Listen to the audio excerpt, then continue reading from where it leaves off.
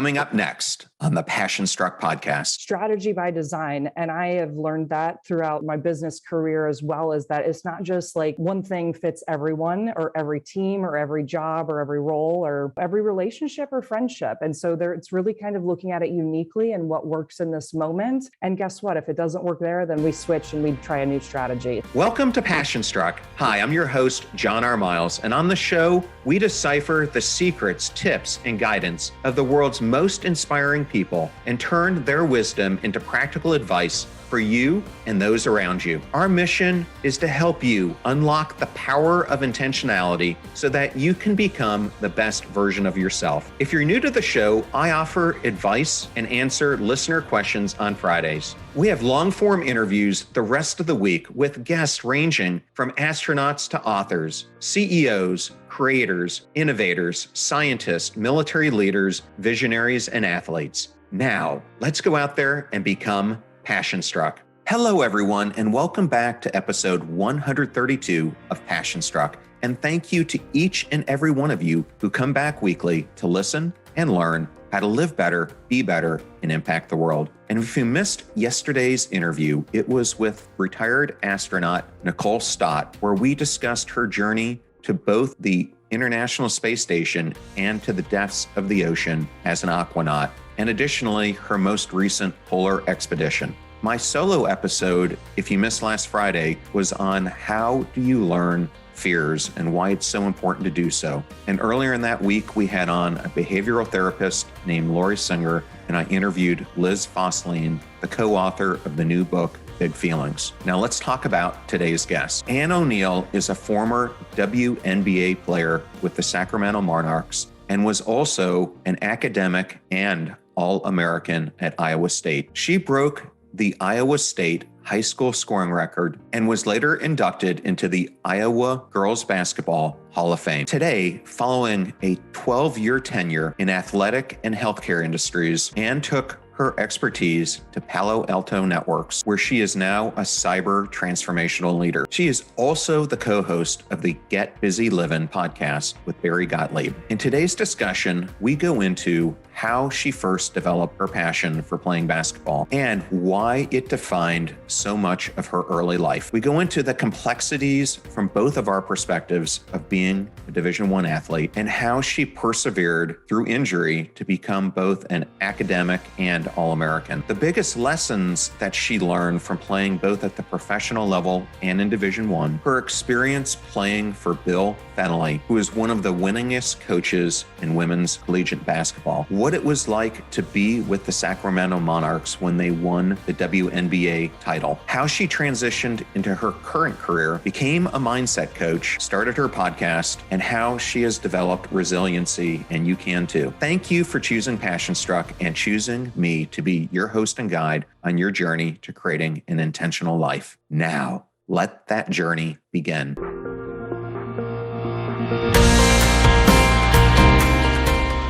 Welcome to the Passion Struck podcast. So excited to have you here today. Oh my gosh, I'm so excited to be here and you and your community. Having guests like you on the show is what makes it worthwhile. So I'm glad to see you again. I thought a good place to start was you and I have an interesting childhood in that you and I were both soccer players before we weren't soccer players. So I thought we could start there with you. Growing up, I'm from Cedar Rapids, Iowa originally, and I was just a kid that was interested in everything. I was very, very curious, and I knew my first two loves were animals, any kind of animals, and soccer. And so I ended up playing soccer. It was guys league. And so I was in a traveling, I would call it AAU in basketball, but a traveling team with all boys, and just loved playing the game where I was playing 3 or 4 times a week, even as a youngster. So it was so tremendous to be able to see the skill sets and play up a more competitive level at such a young age. Yeah, it's funny. I have a friend, Ashley Mellencamp, and she's actually the second cousin of John Mellencamp. For a long time, she was like, you got to watch this movie, Cedar Rapids. I did watch it. It was pretty funny. But I'm like, it's just funny. She loves Iowa. She grew up on big farmland and went to Iowa University. But what was it like growing up in Iowa? Uh, it's very family oriented. So we kind of live in suburbia, but Cedar Rapids, if you watch that cool movie that came out years later, it still has a like 150,000 population. So it was still a big city. Even back then, growing up, I was in one of the largest high schools in the state. So it's just a lot of great people who really care about each other, really builds an awesome community. The one thing the reason why I had to get out was because I was always just so cold and I couldn't handle the gray in the winter time.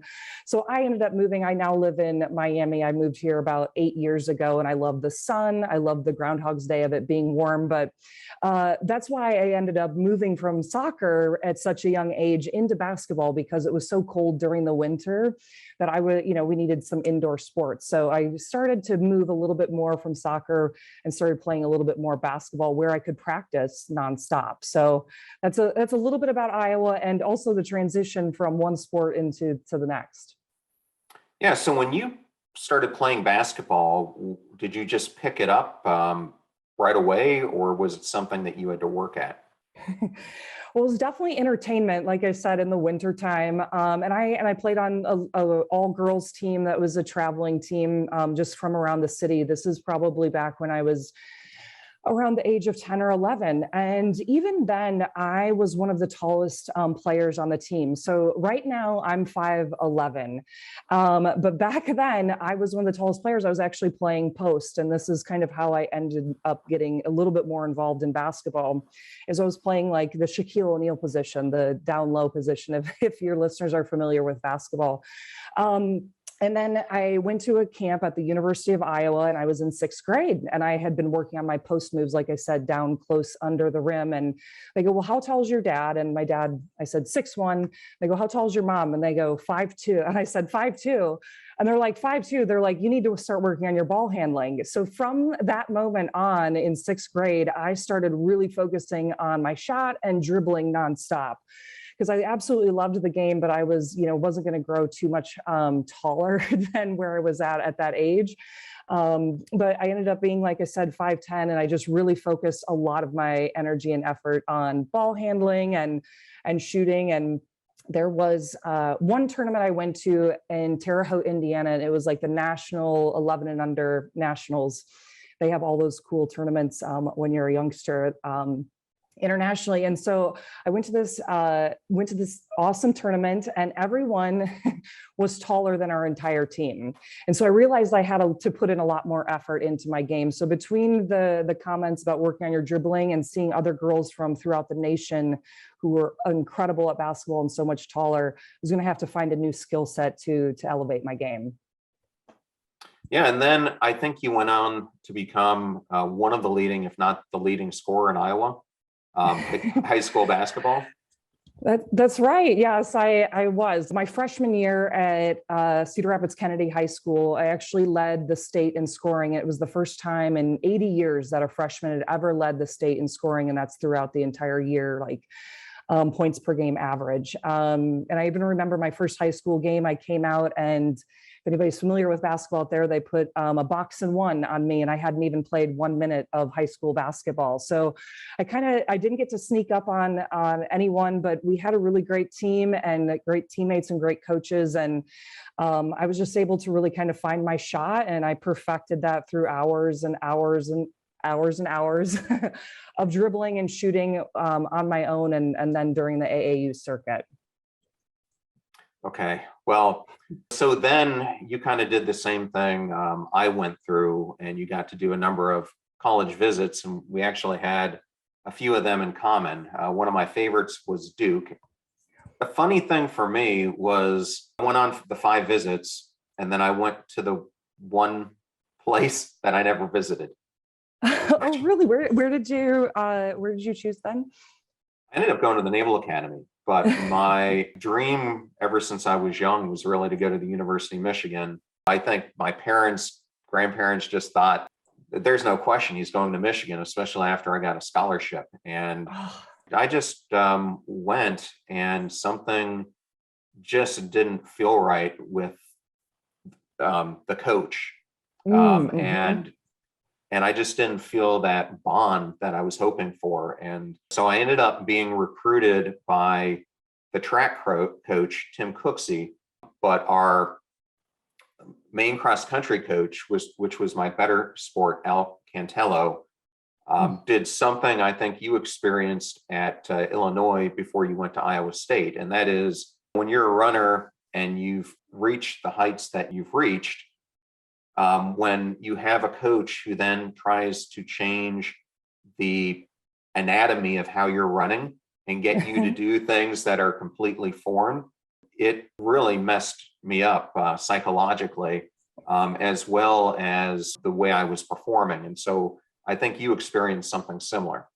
Wow, I didn't even know we had that similarity, but it's not the first time I've heard that with people that have been recruited from high school and transitioned into the college world, and it just wasn't a match for maybe what they were told beforehand, even as 17 and 18-year-old making those decisions. It's very tough when you look at it, because you've committed most of your entire life, or besides the time that you're putting into school, is going into that sport. I mean, that's your bread and butter that you've put in so much time and heart and energy into. So I'm so sorry that you had that experience. And I know that there's others out there. And I think there's a really great opportunity to bridge that gap a lot more between high school sports and college sports, and how that actually, the partnership between those two really works. So we'll have to get into that, maybe a different podcast. But I can speak to my experience, like you mentioned at the beginning, of being recruited by different schools. I loved my experience, and I was recruited all over the nation. I had the great Pat Summit come and watch me play a high school game, which was so fun to have her in the stands. Gino Ariyama came to one of my volleyball practices and watched me. He's the UConn coach that's still incredible, and won very many championships there. But when it came down to my time, when I was being recruited, I went to official visits at Purdue, Illinois, Stanford, Duke, and Iowa State. So those are my 5 official visits, and you get 5 from the NCAA to spend about 48 hours on campus with a team and with the coaches. And so that's what I did my junior year. And out of those 5, I ended up choosing Illinois. We had the second best recruiting class in the nation and no seniors. So we had a really great upside that looked awesome for the University of Illinois women's basketball team at that time. And it just didn't pan out, similar to what you said, between the schedule that we played and the team dynamics didn't fit as well as we were hoping. And so after that year, I transferred to Iowa State University and played my next couple of years there, which I absolutely loved. One of the things I loved about playing as a Cyclone is that they have the 3rd best attendance record in women's basketball. So about 10,000 fans on average come to each one of the home games. So just like you, with all of the training that you're doing, and any athlete out there that puts in all the hours behind the scenes and in the mornings, it's so fun when it's time to perform and people are there cheering you on. So that's what I really loved the most about playing at Iowa State, is the community there, being able to play in front of such great fans. So it ended up being a really good college experience for myself. Yeah, well, that's great. And your 2004-2005 season, if I have it correct, you became both an academic and a basketball All-American.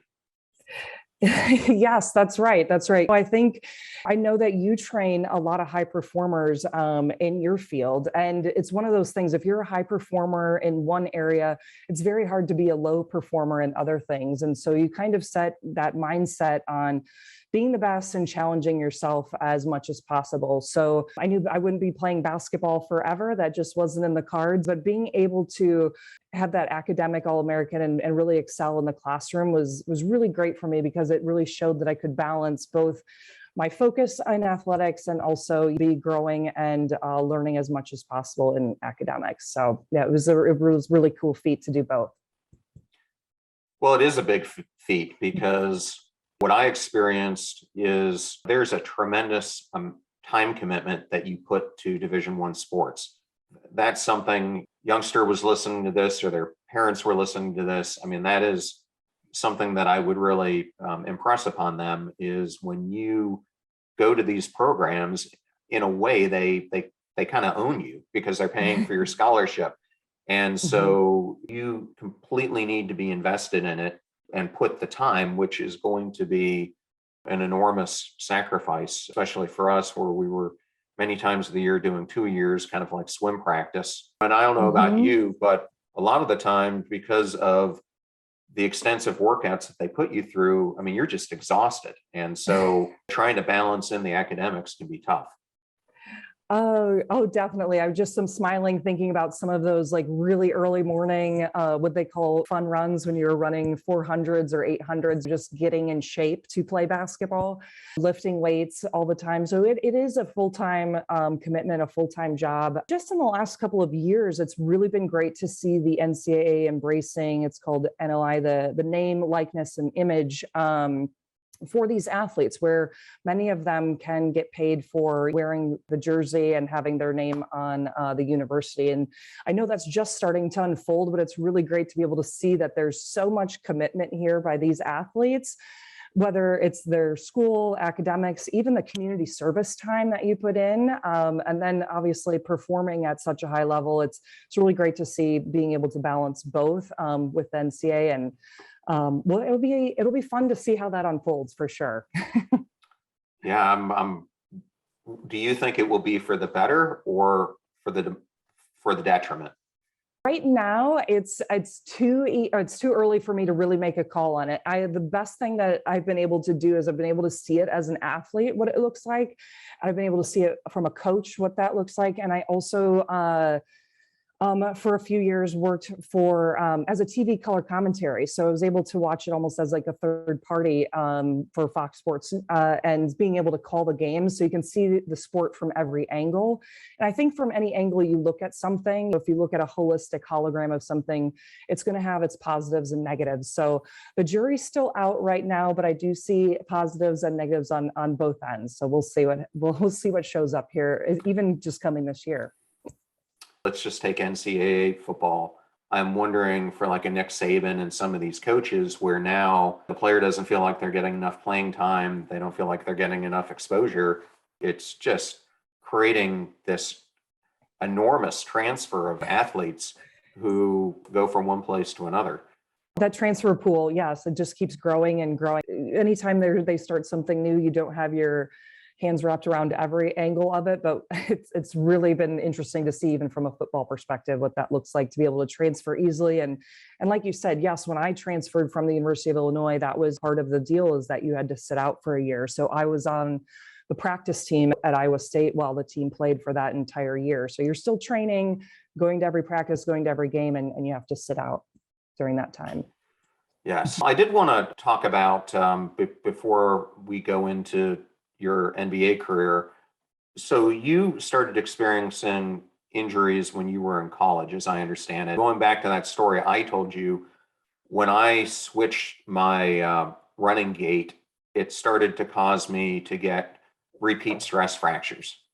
And they became so cyclical that's what ended up costing me my running career. When I wasn't able to train that way, back then, the only alternative we had, they would put me in a pool and I would be in this contraption where I would have to run like an hour and a half in the pool, which you can imagine how exciting that is. By yourself. I did that. Yes, I had to do that too when I tore my ACL. I'm laughing. I'm like, yeah, I remember those days. And I'm like, how is this really even training me? So, oh man, the pool runs for sure. Yeah. So what did you learn about resilience through those injuries, and how, especially when you have something like an ACL, having the mindset to come back from it? It's such a great question. So during that transfer year, like I mentioned, from Illinois to Iowa State, it was May of that year. So the season had ended and we were playing in just a scrimmage. And that's when I tore my ACL. So it was in May of that transfer year. So, and tearing your ACL in women's basketball is a very tough sentence. It's at least about 6 months before you even can start really kind of jogging and running on your own, but the actual time to get back even to that place is almost about a year.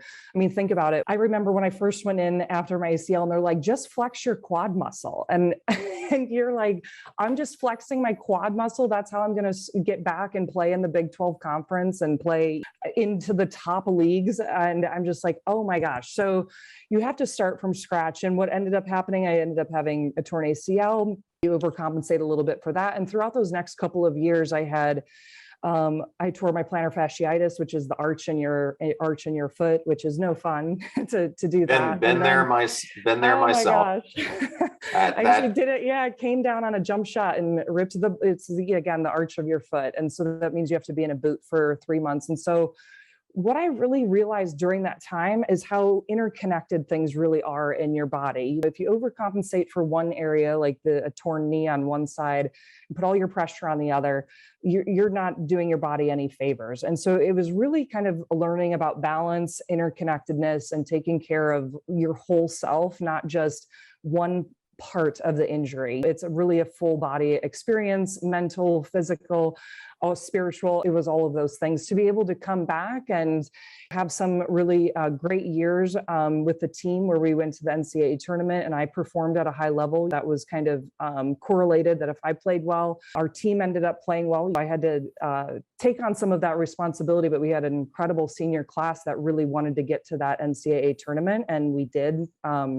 So to set those goals and keep working as a team and staying healthy and performing at a high level, it was always about taking care of your full self, like I said, mentally, physically, emotionally, just keep moving forward in the best way possible. One of the biggest stories I've ever learned about during pain actually is Shaq O'Neal, who you brought up earlier. And my son's best friend's father was his doctor when he had his Achilles injury. And he told me they were monitoring it throughout the season, but at its height, it got the size of a grapefruit on the back of his leg. And he played like that through 25, 30 games. And I know a lot of people were saying, why isn't he jumping? Why isn't he moving? I've had Achilles injuries and they are some of the worst. And I just give him so much credit for the mental toughness he had to go through that last season with that injury is unbelievable. And it ended up costing him the rest of his career. I mean, I know he was at the twilight at that point, but to be able to do that, if you've never had an injury like that, it's hard to even fathom. I was just going to say, that's so interesting that you brought that up about even our physical injuries and hearing it from such an elite athlete like Shaquille O'Neal.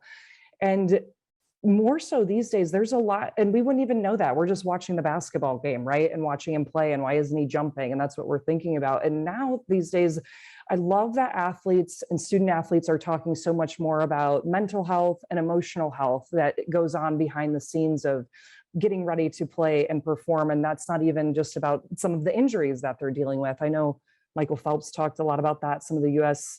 Women's gymnastics members talked about that. So it's really great that it's in the conversation to know that, they're not just out here just playing tennis or playing a sport. There's a lot of different moving parts that people are dealing with. You said you met Pat and Jean, who are two of the most famous women's basketball coaches in the NCAA, but you played for a pretty stellar coach too when you were at Iowa State. And I think Bill Fennelly has been there 25 plus years. What was the biggest lesson that you learned from Coach Fennelly that you took with you from that point forward? Oh, I love that. Yes. And thank you for acknowledging him and what he's been able to build at Iowa State University. Like I said, it started from the ground up, but this community has grown and grown, like I said, to a loyal fan base where we have over 10,000 fans. I still,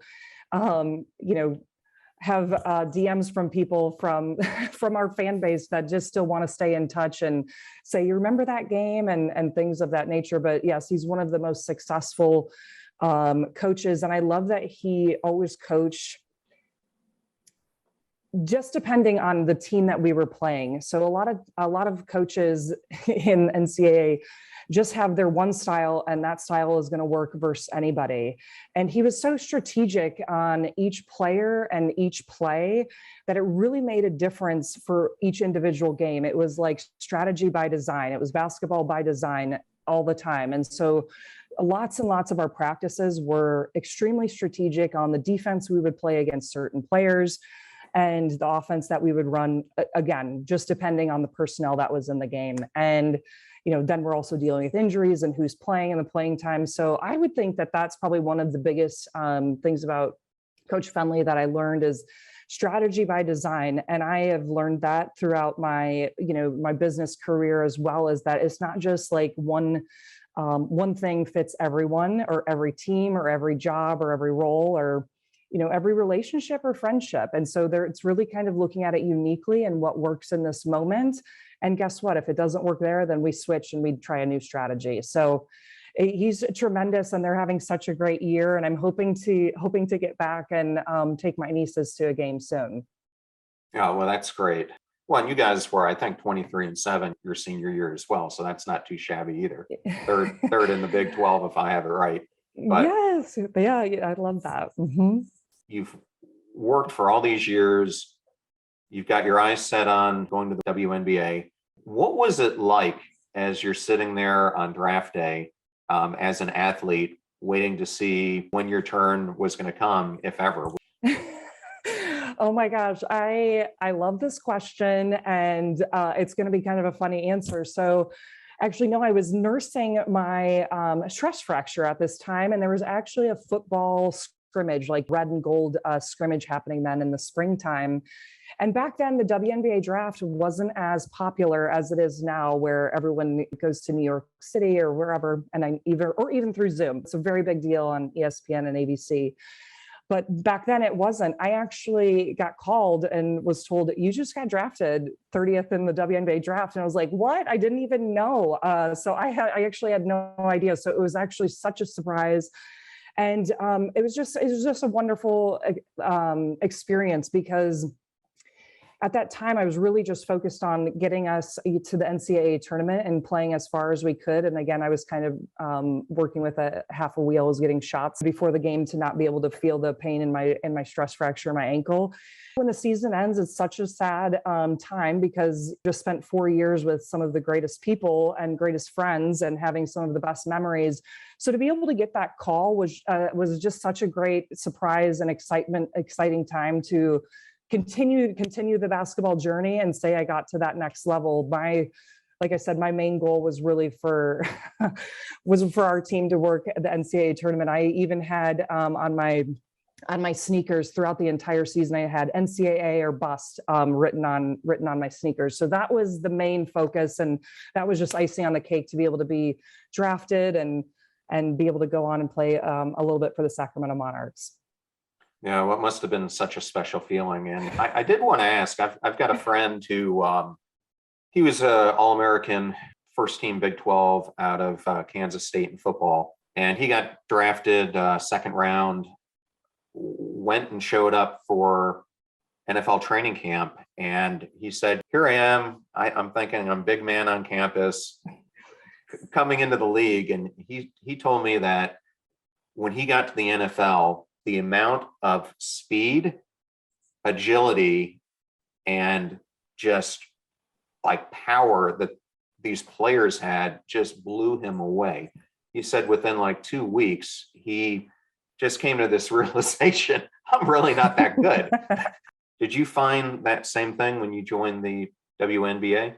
Oh, definitely. Each step that you take, whether that's different class sizes in high school or different divisions in university, each step is like a little bit faster, a little bit stronger, a little bit taller, and a little bit more skilled in the sport IQ, I would say, where they can read things faster. And so, yes, the WNBA was definitely like that.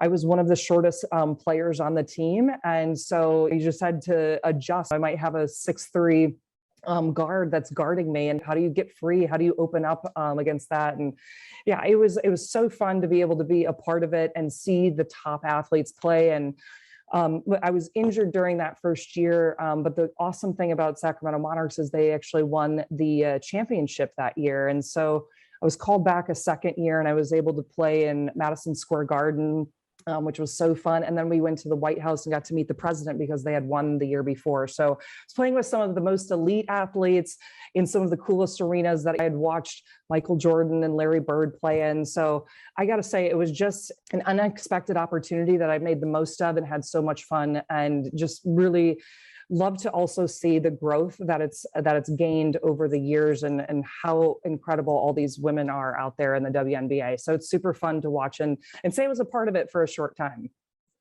Yeah, well, that's what I wanted to get to next. I think throughout life, we all have disappointments and times that we have to reinvent ourselves. But for you, you got to the level that you had always dreamed to get to. And then because of these pesky injuries, it kind of cost you your playing career.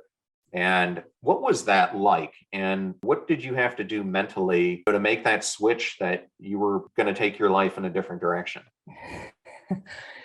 It's a wonderful, great question. Once you go from high school and college and you've dedicated so much of your time and heart and energy into something, and then it's immediately done. I have many, many friends that buzzer sounds at the end of a game or anything like that. It's done. What are you going to do next? And so I'm grateful that I was able to put focus into my academics. But at the same time, it's almost like I didn't look forward enough. I kind of say I was very one-dimensional, where I was looking at basketball and athletics and my, very nice cubbyhole of university at the time. And then all of a sudden you're done and you're like, there's a whole world out here. Like, what am I doing? And so I really took that time to kind of go back and see what I was really interested in, what had sparked my interests.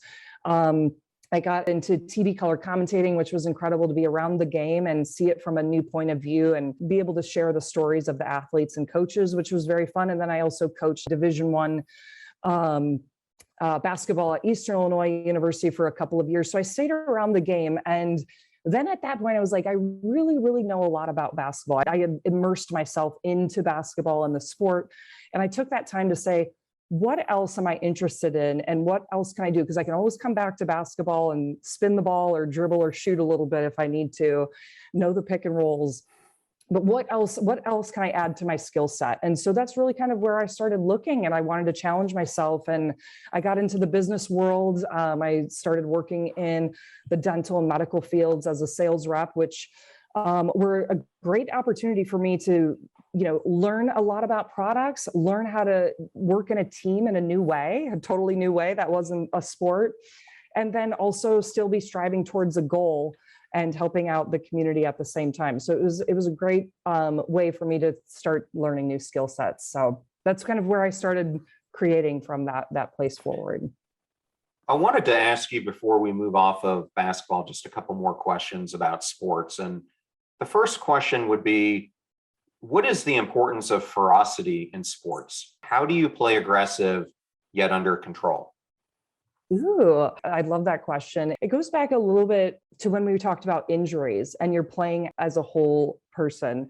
When I played basketball, it was almost as I could read the moves that were going to happen on the court before they would actually happen. You kind of trained yourself so much and played in so many games, played in so many situational practices, that you kind of were able to read things ahead of time. I would say IQ, basketball IQ, people talk about that, athletic IQ, really helped me stay in a controlled space. And so you were able to kind of read and know where to move your body ahead of time, or where to pass the ball ahead of time, where your teammates were going to be able to, where they were going to be able to shine. That was really kind of the best thing, where you could play hard because you almost could feel it coming ahead of time. I have a really, really great story that's kind of answers your question. We were in the Big 12 tournament and we were playing the University of Colorado, and we were down 7 with like 52 seconds left to go, which is a pretty big amount to be down by. Somehow we called our way back, and we had a fast break where each person on our Iowa State team touched the ball. There was like a block shot, a rebound, a pass, and a pass to me, and I got the ball. And I hadn't had the best of games. I was missing a couple of, I had missed a few shots. I just wasn't really on, but I was willing to take the last shot in case, it meant the game or not. But I'm dribbling up the court, and out of the corner of my eye, I my teammate streaking up the court on the 3-point line. And she gave me that look. And I was like, oh my gosh, she's going to make this shot. Like, she's going to drain it and we're going to win the game right here. So it was almost like, again, you've practiced it so many times where you could know what was going to happen before things were actually happening. And she gave me that look. I passed her the ball. She drained the three and we ended up winning the game with like 0.0 seconds left. So it was an incredible moment where we all kind of focused on that last play where all 5 of us touched the ball. And then you knew something was going to happen ahead of time. It helped you stay present in the moment because you could kind of see things kind of moving in front of you, which is also something I really try to work on in my life and in my career. So I just had to share that story because it worked right there. I smile so much about that play because I was like, we practiced it 1,000 times and I saw it and I was like, she's going to make that shot. So cool. No, I love the story. I had 2 individuals on the podcast last year who both talked about this topic as well. One was retired Navy SEAL commander Mark Devine, and the other was NASCAR driver Jesse Ouija. And both of them said that you have to learn, whether it's you're at Buds or you're doing elite training for a SEAL team, or whether you're a NASCAR driver, how do you push yourself to the edge without going over the edge? If you're too timid, that's going to cause you problems. And if you push yourself too far, it's going to cause you problems too. But when you can figure out where that magical like ether lies, and everyone on your team or your pit crew, if you're a NASCAR driver, like everyone is in the same zone. It's just a magical time when you saw that player streaking down and they gave you that look. I mean, you knew you were both in the zone and that they were going to bury that shot. Yes, I love that. There's like this unspoken language of, after so many repetitions, it becomes so natural, and not even repetitions, but reading things. So like you're talking about Navy SEALs and especially like NASCAR driving too, you're reading things before they're actually happening. Because when you're in that present moment, you actually have to be a few moves ahead. So I think that's one of those things that the athletics taught me, is to be looking, from that spot forward and what's the action that I'm taking there. So it's a really great methodology for life. But I love even those sports that you brought up and those people, because that's incredible that they're out there making the moves, but they're seeing it from a different angle, which is so interesting and phenomenal aspect about sports. Observing athletes, some of the ones that I thought were going to be the best athletes didn't turn out to be. And oftentimes those who I didn't expect to become an All-American became an All-American. And I think it really comes down to consistency and putting in the reps day in and day out. What is the importance of having a quality routine in basketball and in life? Routine is everything. I love the word routine. What I've just kind of discovered for myself the last couple of years is I love the word cadence. And I feel like my body mentally, emotionally, spiritually, physically moves into a rhythm and a cadence. And I was even just kind of rediscovering that. Sometimes you got to look back to like go forward, and how I would dribble, and it would always be in a certain rhythm of dribbling patterns. And how that looked for me as an athlete, waking up and doing plyometrics in the morning, going to class, over lunch, shooting free throws, going to class again, hanging out at home. And then for 4 straight years, every night I was shooting baskets with my dad in the gym, whether it was Christmas, whether it was New Year's Eve. It was just part of like who I was. It wasn't something really I had to think about. And so I think that's part of it too. Like routine is something that it starts to be a habit, but you also are in rhythm with yourself. So your body knows what you're doing before you actually even show up. And so that's what it looks like for me also in my career, of the routine of, I have my celery juice in the morning, I go on my walk, I do a meditation, and my body starts to be trained into those spaces. And when you're able to do that, it actually leaves more opportunity for creativity and to be passion struck. I do believe that when you get more into your own rhythm and cadence of who you are and having that as a daily routine, you end up having those spaces for magic, like you said, to show up in your world. Well, it's really being intentional in how you're planning out your day, Hmm. especially if you're going to have that routine like you do, which I'm sure your morning sets up the rest of your day. Yeah, definitely. And I do believe, because when you have that schedule routine, whatever word you might want to use for that, like I said, it actually opens up more time where you can have time to be creative or have time to say yes to hanging out with friends. And then you end up discovering new things that you want to add back into your routine. So that's what I've loved about my practice as an athlete. And I had to relearn that of like not going to the gym and dribbling. What is it then for me that gets my day ready, gets me in the right mindset to talk to awesome people like you and your audience? Well, great. Well, speaking of audiences, you're starting to build your own. And in September, I think you launched your own podcast, Get Busy Livin. That's And I right. was hoping you could tell the audience a little bit about it, what you're trying to do on the show. And I would encourage them to go check it out and hear what you guys are doing. Well, great. Thank you so much. Yeah, it's called Get Busy Livin. If you guys are familiar, it's a line from the Shawshank Redemption movie where he said, "Get busy living or get busy dying." And so that's the line that it's from. And what ended up happening was my family kind of embraced this GBL attitude and lifestyle. And so my parents had their 45th wedding anniversary, and my dad, and we were all getting together in Des Moines, Iowa, and my dad had made these GBL hats and these t-shirts. And I came out and I had a video made of them, for their 45 years of their wedding, or marriage, I should say. And it in the very beginning had a GBL license plate of a car. And I'm like, how did this synchronize like this? We had never spoken about it before, but we both were under this GBL mindset. And so that's where it actually started about 5-6 years ago. And so now it's just kind of a common family thing where we get together and say, "Are you GBLing?" And it's really a community. And, people kind of light up if we're wearing stickers and hats and a fun thing, and they kind of want to be a part of it. So that kind of vibe and mindset is what the GBL podcast is all about.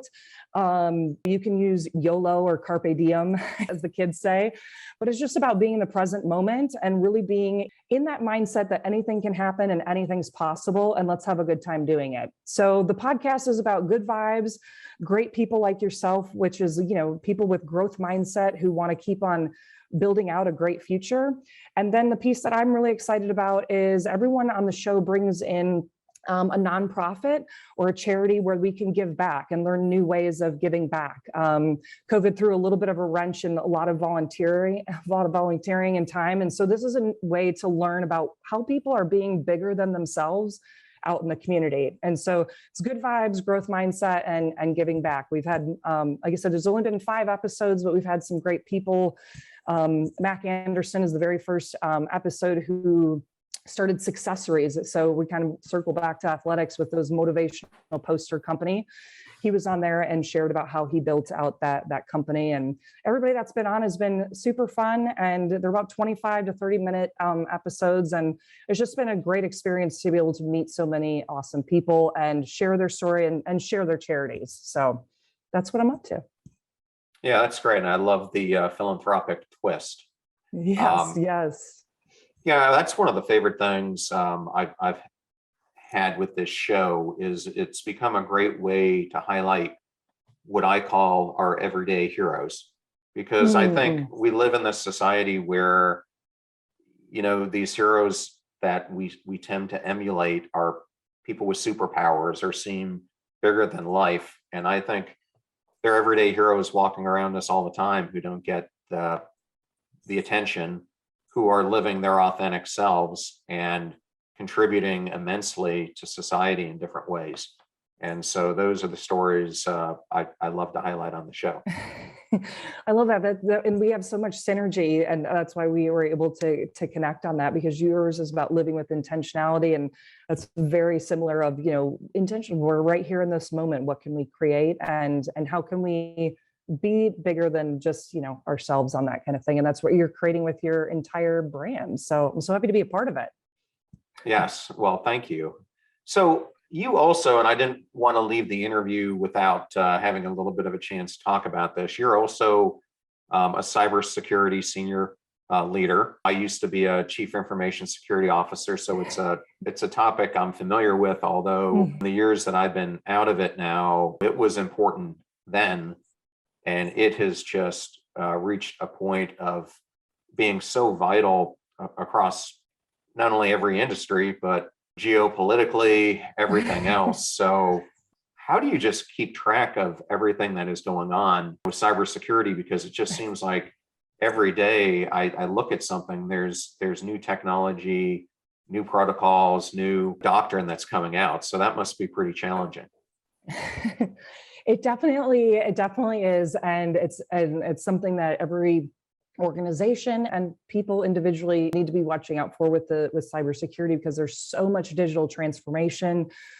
I mean, even if you just look at since COVID, when everybody started working from home and all the devices that they're using and logging into, it's a whole new world out there. And I absolutely love my position. I work for Palo Alto Networks, which is a top cybersecurity company. But John, do you care if I tell a little bit about how I ended up in this role? Do you care if I share a little bit about that? Okay. Sure. So, because I do think with living intentionally, your mission here, everything looks great on a resume, right? Or a website, or when you talk to people, but there's lots of adversity out there that overcome. And I had my own personal one, and just wanted to share that there's highs and lows with everything you go through. And so when the pandemic hit, I was working for a consulting firm, in an international consulting firm. But if you can imagine, at that time, people weren't really willing to give out $250,000 for a transformation from a consulting firm. So people were really holding on to their money. And what ended up happening is they had to let go about 3/4 of the people in our consulting firm. So I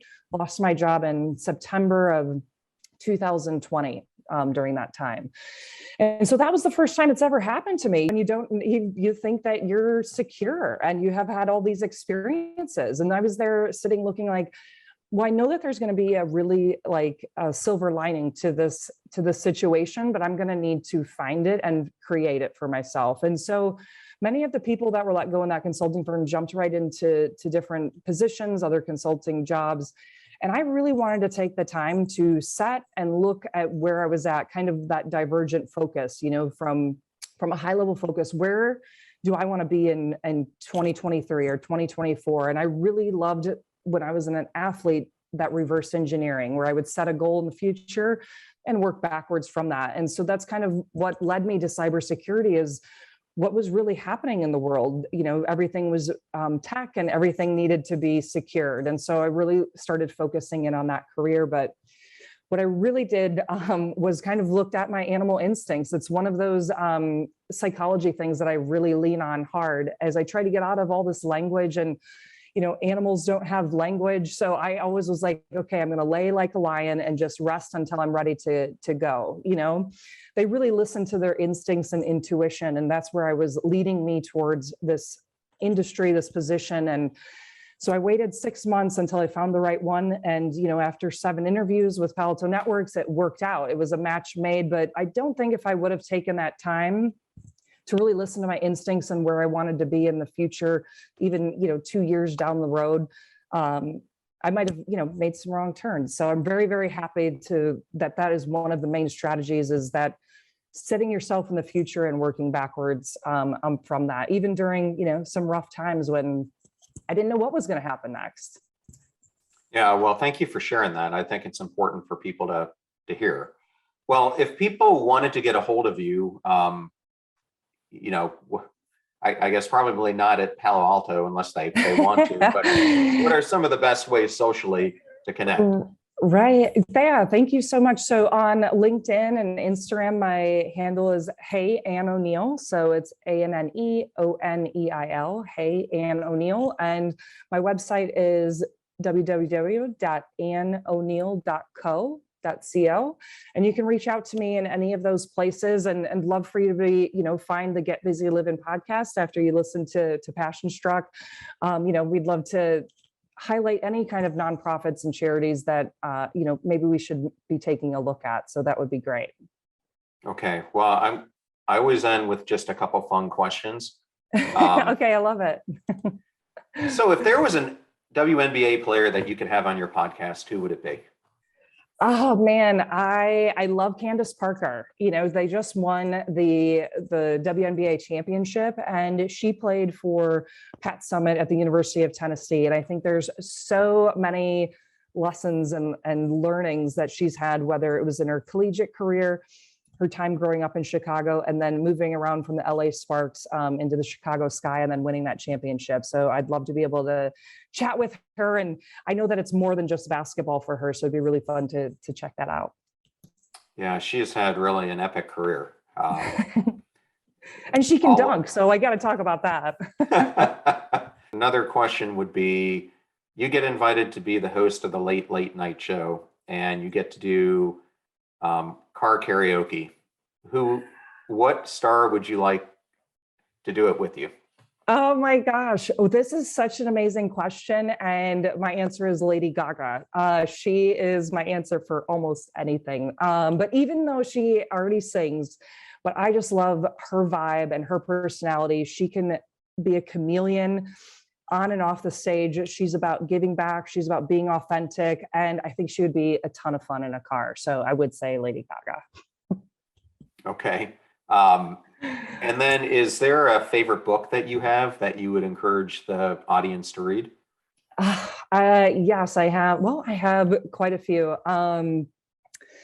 Well, definitely The Alchemist by Paulo Coelho is one of my favorite, because it's always about a long journey, the hero's journey, but coming back and finding your heart. He's got a great quote in there. So I love The Alchemist. I love Turning Pro by Stephen Pressfield. And that one is kind of a little bit smaller book to digest. He also wrote The Art of War, or The War of Art, I should say. And so I love Stephen Pressfield's book. I loved just recently The Infinite Game by Simon Sinek. That has been one that's been awesome, because there's usually so many timelines and deadlines on our things. And when you're in the infinite game that he talks about in that book, it's an infinite life game that we're up to and we're playing. And so that's, kind of goes into being passionate, being intentional, and keep showing up every day. So I love that one too. Okay. And since we spent a lot of time talking about college today, what is your most ridiculous college memory? Oh, oh gosh. Wow. I have a lot. The first one that popped into my mind, though, is I was at the University of Illinois, and we went to the Maui Classic, and the men were playing and the women were playing down there in the Maui Classic. If you're familiar, it's usually over Thanksgiving. And we had a couple of days off. So a couple of the girls and I got on jet skis, and we were like, hey, we could take this to the next island, because we could see the island, right?